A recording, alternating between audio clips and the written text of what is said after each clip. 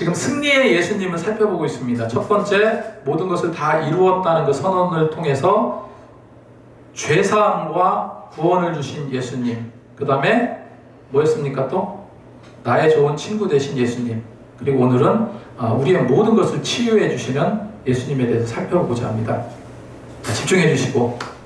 자, 예수님께서 이 땅에 오셨을 때 정말 많은 기적을 베푸셨습니다. 아픈 자를 위해서 질병을 치유해 주시고 영혼을 자유케 하시고요. 인간 내면의 깊은 상처까지도 치유해 주셨어요. 그런데 우리가 먼저 알아야 될 게 있습니다. 먼저 알아야 될 것이 뭐냐면 예수님이 갖고 계신 그런 치유의 능력, 모든 근원적인 치유의 능력이 우리에게 똑같이 있다는 사실입니다. 마가복음 16장 17절 18절 말씀에 보면은 믿는 자들에게, 누구를 믿습니까? 주를 믿는 모든 자들, 믿는 자들에겐 이런 표적이 따르리니. 여기서 표적이라는 것은 헬라어로 세메이온이라는 단어입니다. 이거는 기적, 징조, 어떠한 증거, 이런 거를 뜻하는 단어예요. 다시 말해서 예수 믿는 자들에게 이런 기적이 나타난다, 이런 능력이 나타난다. 어떤 능력들입니까? 곧 그들이 내 이름으로 귀신을 쫓아내며, 귀신을 쫓아낼 권세, 주를 믿는 우리에게 있어요, 없어요? 있습니다.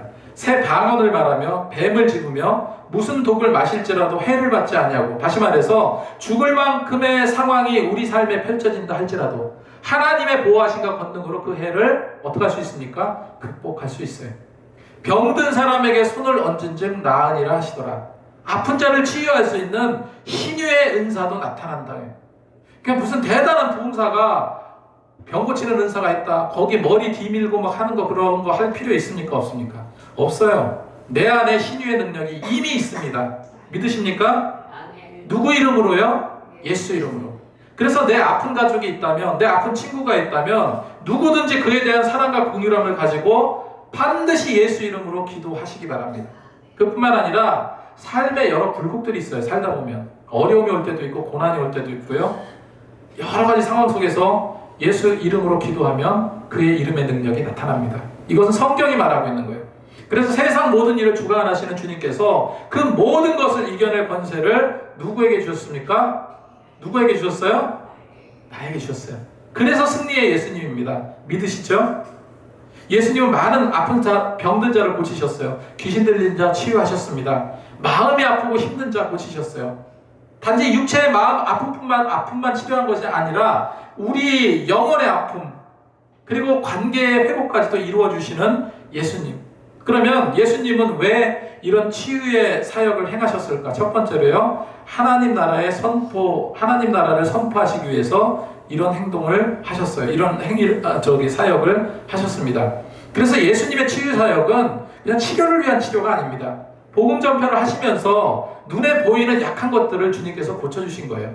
마태복음 4장 23절 말씀을 보니까 예수께서 온 갈릴리를 두루 다니사 그들이 회당에서 가르치시며 천국의 복음을 전파하시며 백성 중에 모든 병과 모든 약한 것을 고치시니. 그리고 왜 치유 사역을 행하셨습니까? 두 번째로 예수님은 메시아임을 확증하기 위해서 행하셨어요.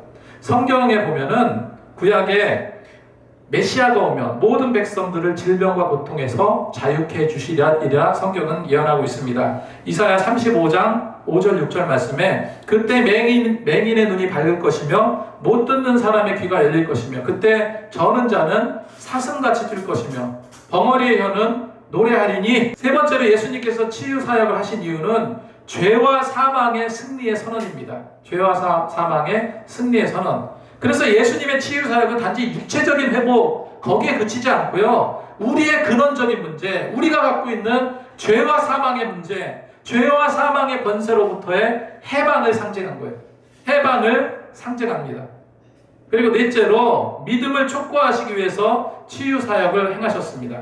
마가복음 10장 52절 말씀에 예수께서 이르시되 내 믿음이 너를 구원하였느니라 하시니 그가 곧 보게 되어 예수를 길에서 따르느니라 기록하고 있습니다. 그러면은 우리의 모든 것을 치유해 주시는 예수님은 우리의 어떤 것을 치유해 주셨습니까? 첫 번째로 예수님은요, 먼저 우리의 내면의 상처를 치유해 주신 분이에요. 정말로 세상 살다 보면은 많은 상처들을 안고 살아가고 있습니다. 이게 해소가 안 될 때가 있어요. 살다 보면 정말 그럴 때 있죠. 이게 이제 쌓이다 보면은 이게 고통이 되고 우울증이 되기도 합니다. 제가 전도를 하다 보면은요, 교회 다니시다가 안 다니시는 분들 이야기를 자주 들어요. 그런데 대부분 교회 떠나는 이유가 교회에서 상처받았다는 거예요. 교회에서. 참 안타깝죠? 근데 한 분이 계신데 한 3개월 정도 교회 다니셨어요. 근데 안 다니신대요. 이유를 모르니까 예배 드리러 갔는데 아무도 신경 안 써줘. 인사조차 하지도 않는데요. 나는 그래서 굉장히 큰 교회인가 했어요. 한 20, 30명 되는 교회. 그런 교회인데 너무나 무관심하다는 겁니다. 나이가 80이 넘으셨어요. 83살인가 4살 되셨는데 나이가 너무 많다 보니까 이 교회도 나를 관시하나 보다 이런 생각이 들더라는 겁니다. 우리는 엘리베이터까지 가서 인사하죠. 그죠? 네. 관심이 있어서 교회에 나왔다 해도 대부분의 사람들은 어떻습니까? 그게 너그럽지가 못해요. 그럴 수도 있지라고 생각하지 않습니다. 그래서 화가 가득해서 교회 안 다니는 이유를 쏟아내시는 그 어르신을 생각하면은 정말로 우리가 얼마나 세세한 부분까지 신경을 써야 할지를 보여주고 있는 것 같더라고요. 여러분, 예수님께서 세우신 곳이 교회입니다. 예수님께서 이 기쁨의 교회를 세우신 거예요. 여기서 죄사함을 받고 영적인 치유와 회복의 장소가 되어야 될 곳이 교회입니다. 그래서 교회는요, 아프고 지치고 죄로 인해서 망가질 대로 망가진 자들, 골마 터져가지고 막 그냥 급해가지고 응급실에 쫓아가듯이 그렇게 해서 쫓아오는 곳이 교회입니다. 영혼의 상처와 영혼의 골마 터진 부분을 안고 오는 곳이 교회예요. 그래서 이곳에 오면은 성령께서 급하게 수술실에서 봉합도 하고요, 메스로 잘라내기도 하고 그렇게 해서 치료해주는 치료 장소가 되어야 되는 곳이 교회입니다. 그런데 교회에서 오히려 더 상처기를 내고 더 중요한 영적인 아픔을 겪고 떠난다면은 이거 누구 책임입니까? 예수 믿는 우리 책임 아닙니까? 여러분, 예수님께서 많은 사람들을 사랑으로 섬기듯이 우리는 한 분 한 분 더 소중히 여기고 소중히 섬겨야 돼요. 이것이 주님의 길입니다. 요한복음 4장에 보면 우물가의 여인이 나와요. 이 여인은 사람들의 괄시와 수군거림과 이런 것을 넘어서 아예 그 마을 공동체에서 소외되어 있었던 그런 고단한 삶을 살고 있는 여인이었어요. 남편을 5명이나 바꿔치웠습니다. 외롭고 힘들고 의지할 곳 찾다가, 그리고 예수님께서 뭐라고 말합니까? 지금 너와 같이 살고 있는 그 남자도 네 남편이 아니다. 얼마나 마음이 아프고 힘들고 상처가 있었으면. 그때 예수님께서 뭐라고 말씀하십니까? 요한복음 4장 14절, 내가 주는 물을 마시는 자는 영원히 목마르지 아니하리니 나의 주는 물은 그 속에서 영생하도록 솟아나는 샘물이 되리라. 그녀가 갖고 있었던 건 목마름이었어요. 갈증이었습니다. 근데 주님은 뭐라는 거예요? 내가 주는 물을 마시는 자는 영원히 목마르지 아니하다. 완벽한 갈증을 해결해 주신다 말씀하시는 거예요. 그래서 예수님은 그 여인의 삶의 모든 상처와 죄를 아시고 그녀에게 진정한 생명과 구원을 제시해 주셨어요. 사람이 두려워서 숨고 다니고 왠지 사람을 피해 다니는 그 여인이 그 사실을 알고 어떻게 했습니까? 이제 당당히 마을로 내려가잖아요. 당당히 마을로 내려가서 예수님이 메시아다, 예수님이 그리스도다 선포하기까지 합니다.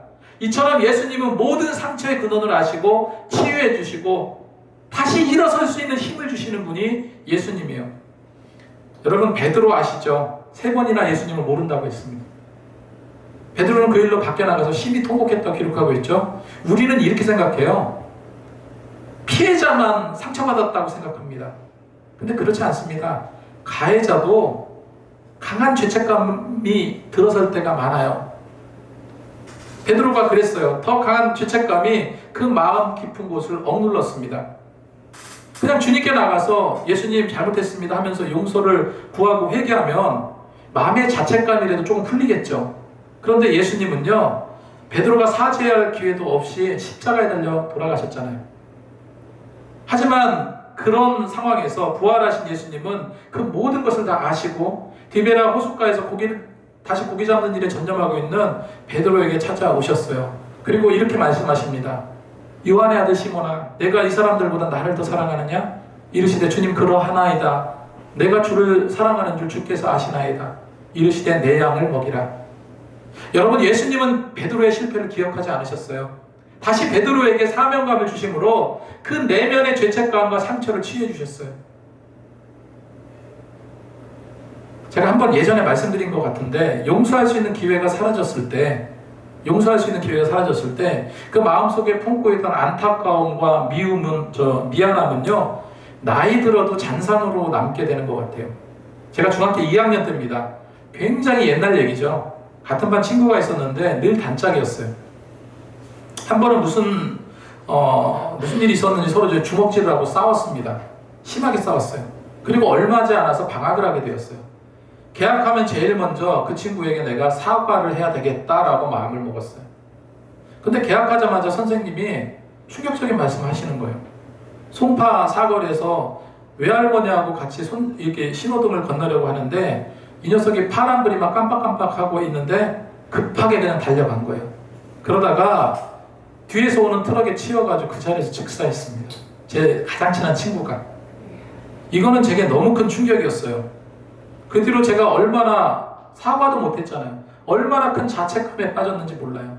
여러분, 인간은 감정을 가진 동물입니다. 그래서 종종 죄책감과 두려움과 상처로 인해서 고통받아요. 만일 여러분 마음속에 품은 죄책감이나 상처가 있다면요, 긁어내시기 바랍니다. 물론 당사자와 풀고 이런 것이 가장 먼저 되고 가장 현명한 거겠지만요, 예수님께 허탄하게 진술하시기 바랍니다. 그래서 모든 걸 아시는 주님이 그 기도 소리를 듣고요, 좋은 해결 방향을 제시해 주실 줄로 믿습니다. 두 번째로요, 예수님은 육체 질병을 치유해 주셨습니다. 아플 때 뭐 하라고 했습니까? 기도하라고 그랬죠? 아프다는 자체를 위해서 또한 기도하시기 바랍니다. 예수님께서 제자들과 복음을 전할 때 온갖 질병 갖고 있는 사람들이 고통스러워하면서 주님을 찾아왔어요. 마가복음 5장에 보면 12년 동안이나 혈루증을 앓았던 여인 이야기가 나옵니다. 혈루증은 피가 계속 나오는 지혈이 안 되는 병입니다. 그래서 여성 질환 중에 하나라고 볼 수 있는데 그거로 12년 동안 고생했어요.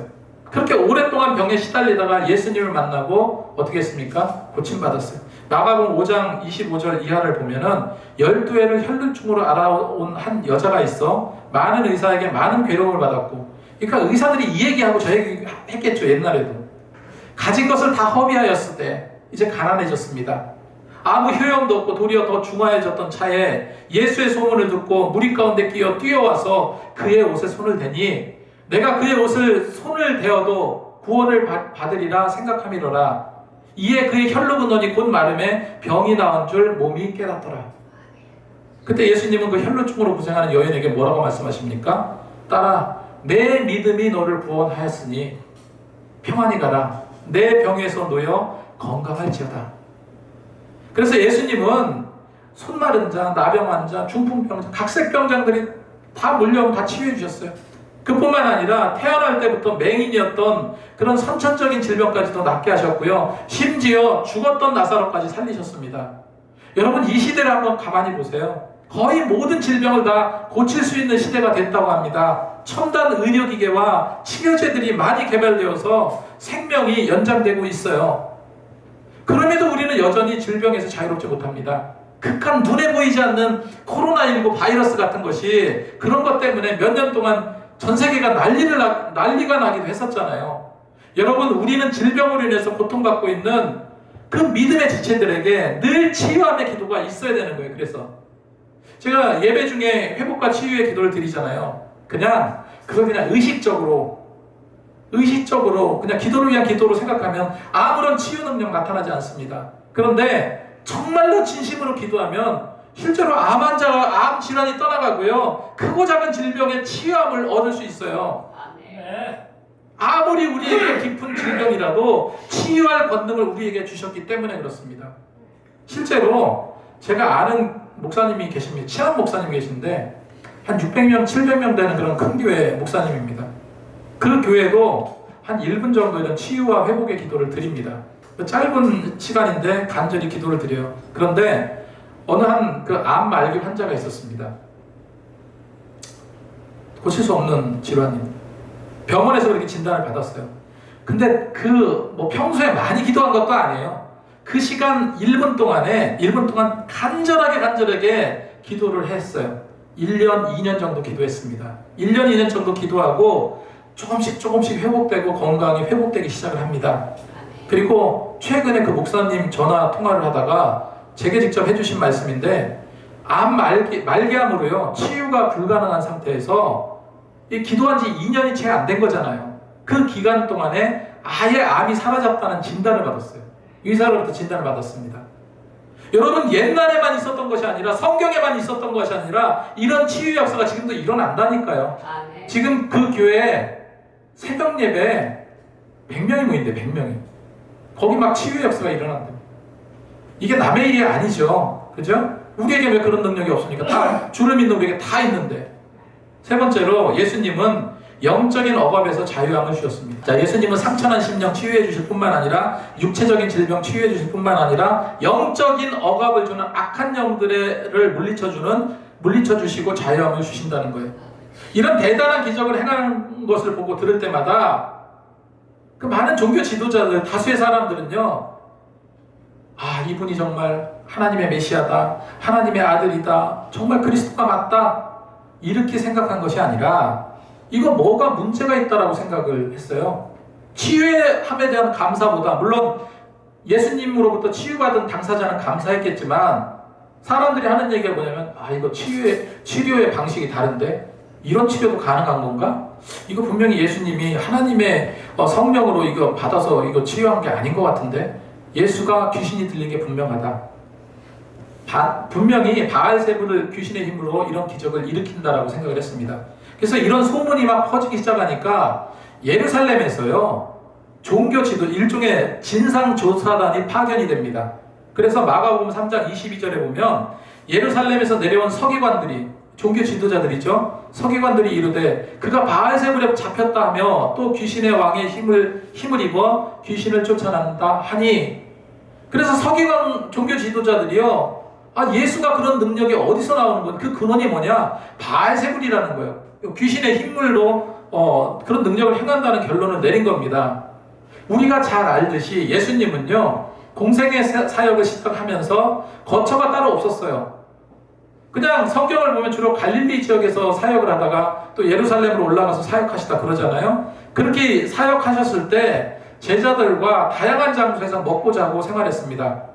지난주에 말씀드렸던 것처럼 때로는 베다니의 나사로 집에서 자주 머물렀다고 성경은 기록하고 있고요. 때때로 산에서 기도하시면서 밤을 보내기도 하셨고, 들판이나 야외에서 제자들과 함께 잠을 잔 경우도 많았습니다. 그래서 예수님은 당신의 그런 모습을 빗대어서 뭐라고 말합니까? 여우도 굴이 있고 공중의 새도 거처가 있으되 인자는 머리 둘 곳이 없다, 이렇게 말씀하시기도 했습니다. 그래서 이런 야생 생활을 하셨을 때 누가 가장 걱정했겠습니까? 예수님의 가족들이죠. 그래서 마가복음 3장 21절 말씀을 보면 예수의 친족들이 듣고 붙들러 나오니 이는 그가 미쳤다 하였습니다. 오늘 본문의 내용입니다.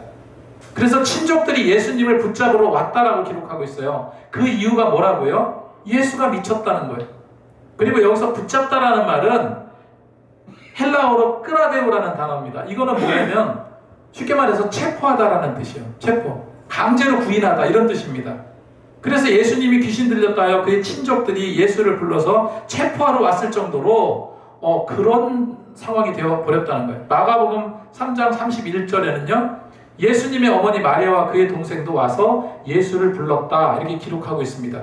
그래서 마리아와 요셉은요, 어머니인 마리아와 요셉이 예수님이 태어날 때 수태고지, 천사로부터 어떤 걸 받았습니까? 성령으로 잉태되었고 자기 백성을 저의 죄에서 구원할 자다라는 계시를 받았던 거예요. 그래서 언젠가는 하나님의 사역을 감당하리라 생각을 하고 있었는데 소문이 그냥 여러 더러운 영에 붙들렸다고 하니까 걱정이 돼서 온 거예요.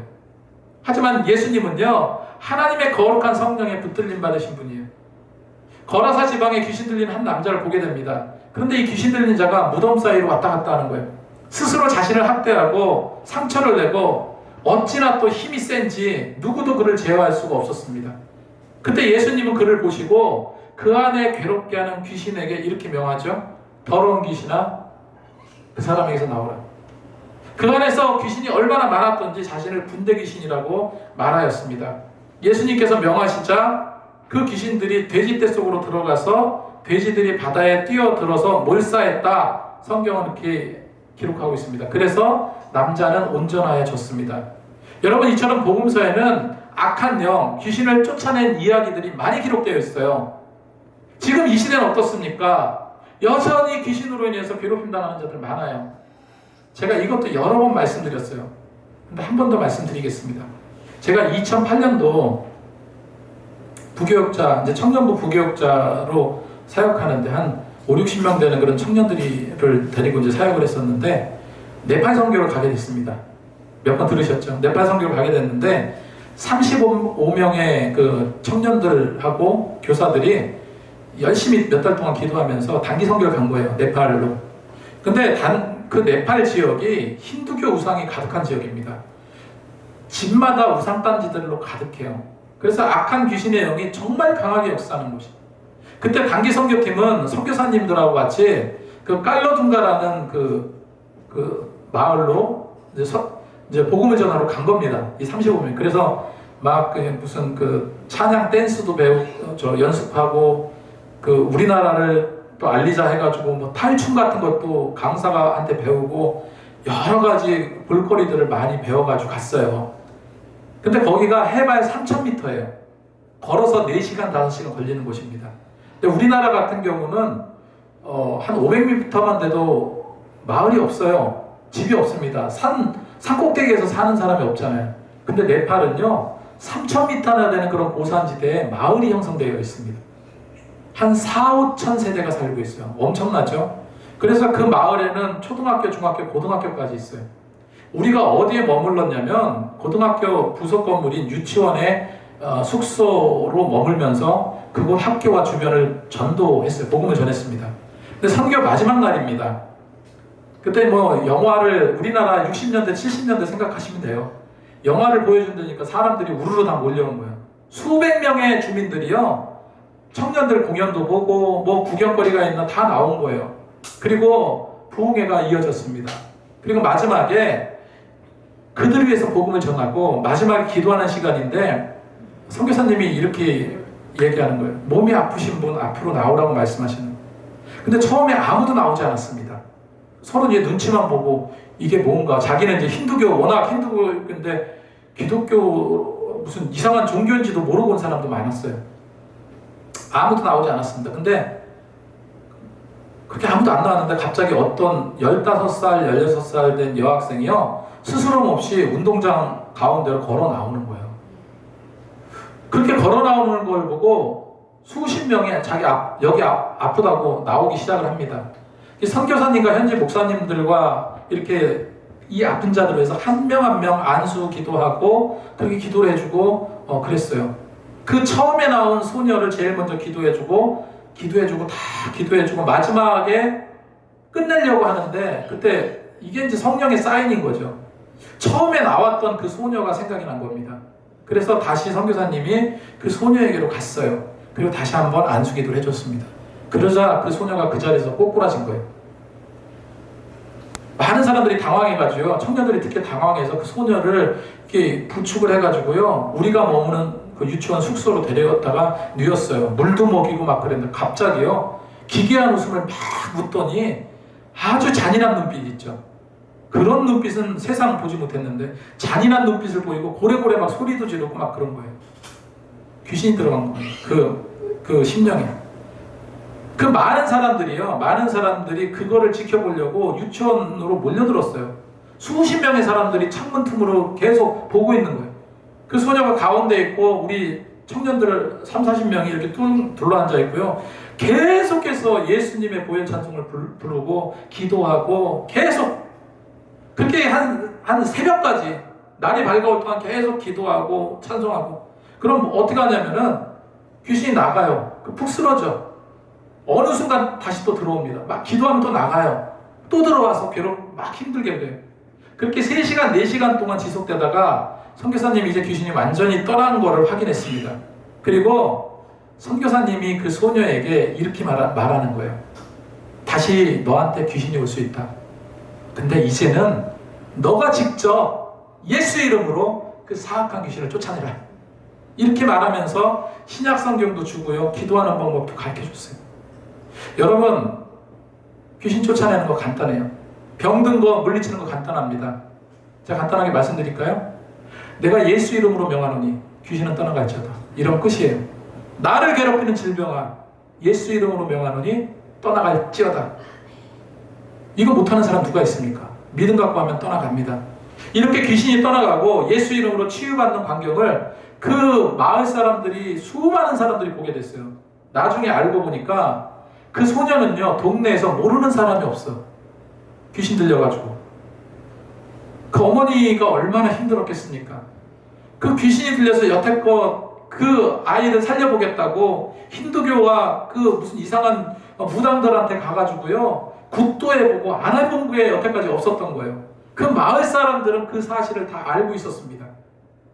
그러니까 막 관심이 있어가지고 이게 무슨 치료인가, 막 노래도 부르고 막 발수 치고 막 이상하게 기도도 하고, 그래서 신기한 걸 다 본 거예요.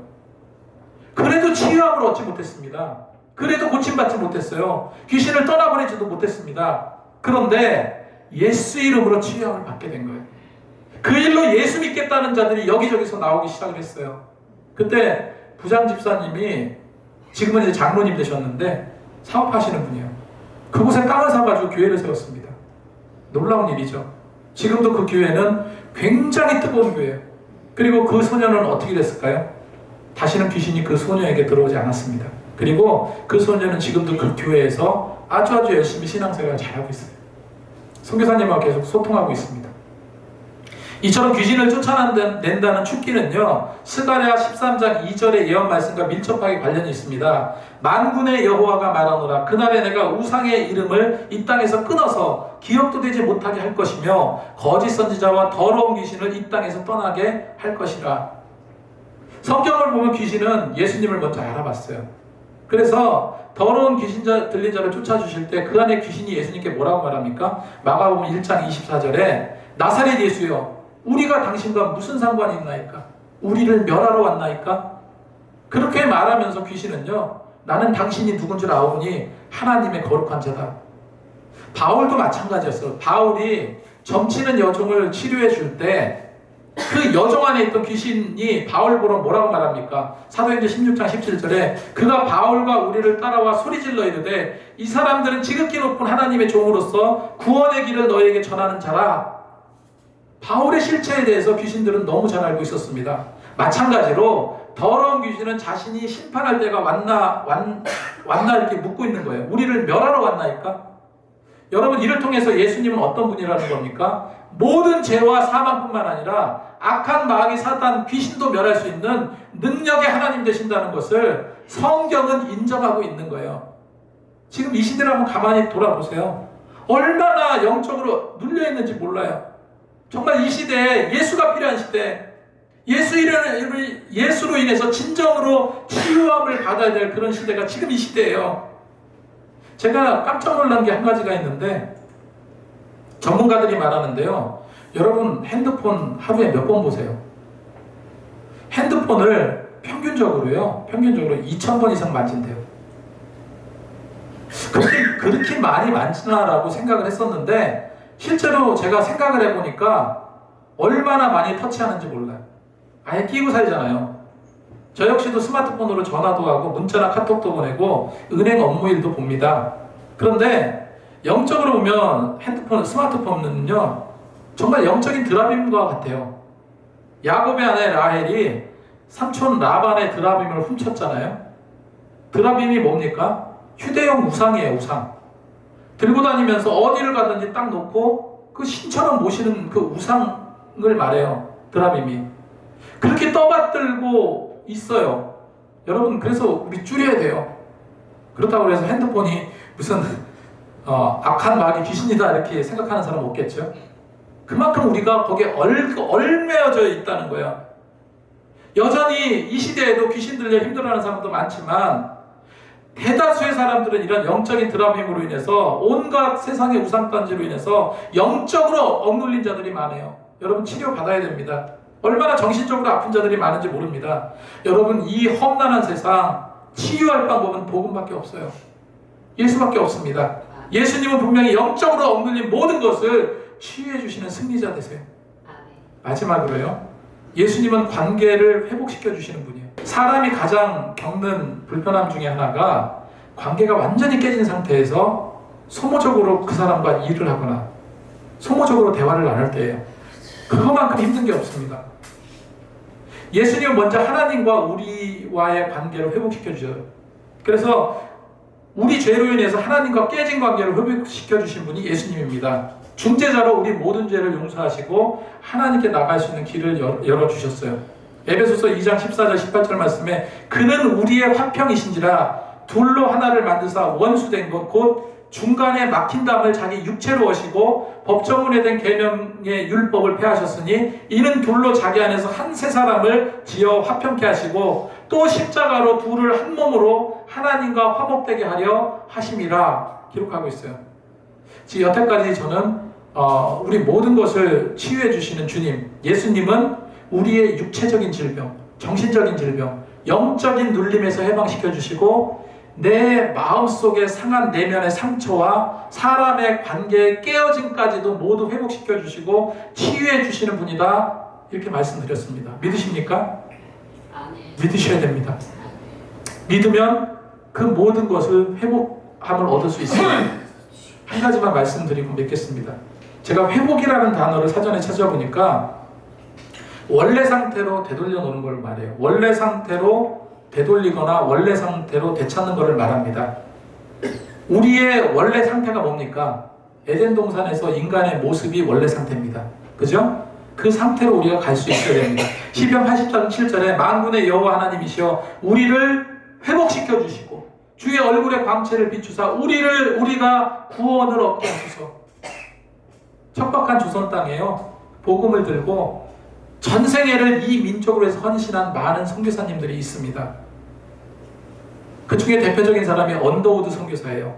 언더우드 선교사 기도문에는 이런 글이 쓰여 있다고 합니다. 오 주여, 지금 아무것도 보이지 않습니다. 주님, 메마르고 가난한 땅, 나무 한 그루 시원하게 자라오르지 못하는 이 땅에 저희를 옮겨주셨습니다. 학교도 없고 그저 사람들 그들의 경계와 의심과 멸시와 천대만 가득한 곳이지만 주님, 이곳이 머지않아 은총의 땅이 되리라는 것을 믿습니다. 주님, 오직 제 믿음을 붙잡아 주소서. 언더우드 선교사를 포함한 많은 선교사들이 미개하다고 여겼던 조선 땅에 와서 복음을 전하고요. 선교의 피가 이 땅에 흘려진 이후에 우리나라는 역사상 유례를 찾아볼 수 없을 정도로 큰 부흥을 이뤘어요. 이제 세계 2만 명의 선교사를 파송하는 나라가 되었습니다. 물질적인 축복도 받았어요. 1955년도에 1인당 국민소득이 65달러예요. 그거밖에 되지 않던 나라가 지금 3만 달러가 넘는 세계 10위의 경제대국이 되었습니다. 무슨 한류니 K-팝이니 세계 최고의 문화 강국이 되었습니다. 그런데 이런 번영과 영화를 누리게 되었지만 이렇게 많이 좋아졌는데 이상하게 사람들은 점점 교회를 떠나가고 있습니다. 지금 축복의 땅 대한민국인데 여러분, 청소년과 대학생들 교회 나오는 프로테이지가 3%래요. 우리나라. 이게 말이 됩니까? 기독교 인구가 20%가 넘어간다고 치면 그 중에 중고등 아이들이요 3%. 물론 다 이유는 달았죠. 시험 공부한다, 학원 가야 된다.